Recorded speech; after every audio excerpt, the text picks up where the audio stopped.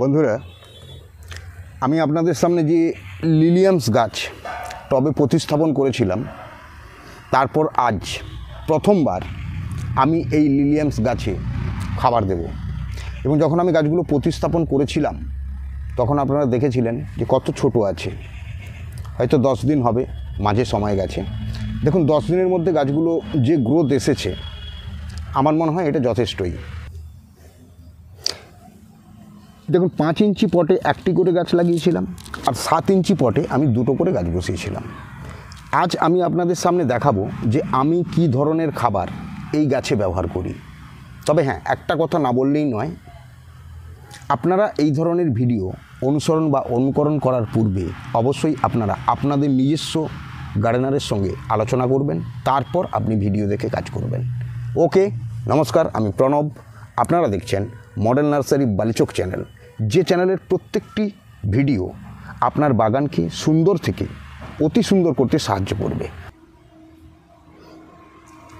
আজকে আমি প্রথমবার এই গাছে খাবার দেব। যে খাবারটি দেব পচানো জৈব খাবার, তার সঙ্গে আমি মেশাবো সামান্য একটু রাসায়নিক। অতএব 2 ধরনের কম্বাইন্ড ফুড, জৈব পচানো তরল জৈব খাবার, তার সঙ্গে সামান্য একটু রাসায়নিক। তো খাবার দেওয়ার আগে এই ধরনের যদি কোনো অবাঞ্ছিত গাছ পটের মাটিতে থেকে থাকে তো তাকে আগে তুলে ফেলে দেওয়া দরকার। এরপর খুব হালকা করে একটু ওপর লেভেল থেকে 1/2 ইঞ্চি শুধু ওপরের মাটিটাকে এইভাবে একটু খুঁটিয়ে দিতে হবে।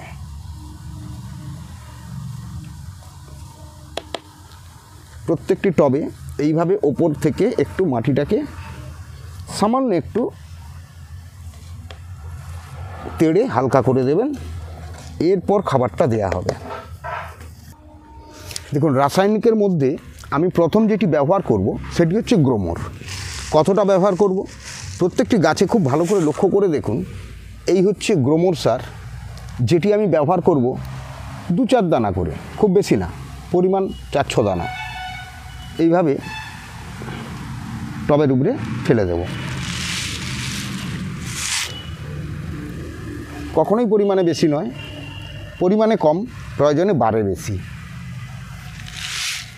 কারণ রাসায়নিক বেশি পড়ে গেলে তা গাছের ক্ষেত্রে অনেক সময় হার্মফুল হতে পারে। তাই রাসায়নিক ব্যবহারের সময় সচেতন থাকতে হবে।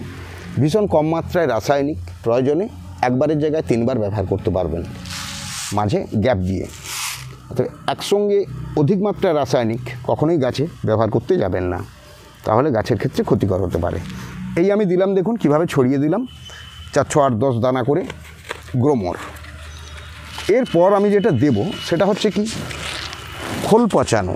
অর্থাৎ যে সর্ষের খোল, সেই সর্ষের খোলকে 5 থেকে 6 দিন পচিয়ে রাখা হবে একটা পাত্রে।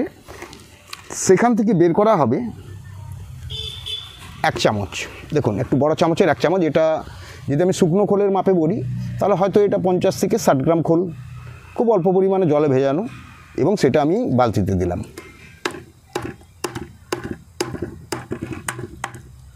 এর সঙ্গে আমি দেব 2 লিটার জল, অর্থাৎ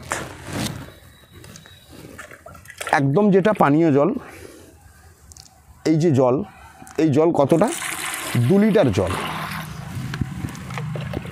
ভীষণ পাতলা করে।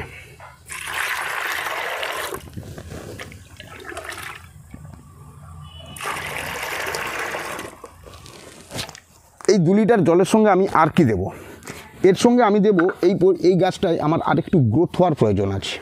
তাই আমি এখান থেকে দেব একটি এনপিকে। কতটি পরিমাণ, 5 গ্রাম। এনপিকেটি কি, 20-20-20, যেটি গাছের গ্রোথকে হেল্প করবে। এই এনপিকেটা আমি এই পচানো খাবারের সঙ্গে মিশালাম।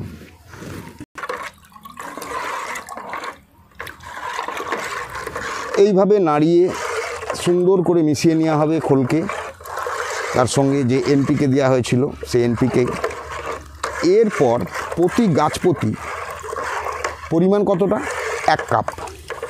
অর্থাৎ প্রত্যেকটি গাছ প্রতি এই পচানো তরল খাবার 1 কাপ দেওয়া হবে।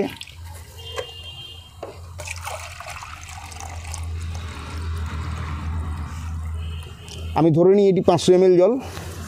তাহলে এই 500 ml জলটি আমি ব্যবহার করব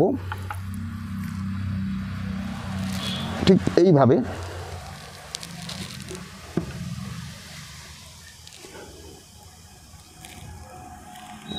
আর এই খাবার দেওয়ার পূর্বে আগের দিন গাছে জল দেবেন যেন মাটিটা ভেজা থাকে।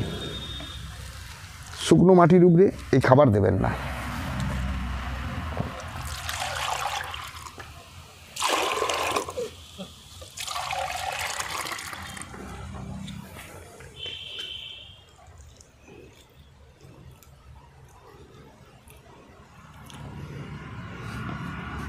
এইভাবে প্রত্যেকটি টবের মধ্যে সুন্দর করে জলটি চারদিক থেকে দিয়ে দিলাম।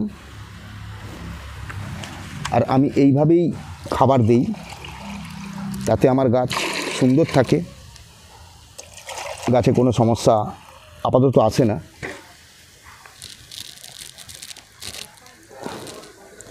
তো এইভাবে খাবার দেওয়ার পরে একে আমি সরিয়ে দেব সম্পূর্ণ রোদের জায়গায়। এরপর যখন আমার প্রয়োজন হবে ফুলের, এখন আমার গাছের বৃদ্ধির দরকার। এই গাছ যখন বড় হবে সঙ্গে একটি বাতা দিয়ে আস্তে করে গাছকে বাতার সঙ্গে বেঁধে দিতে হবে।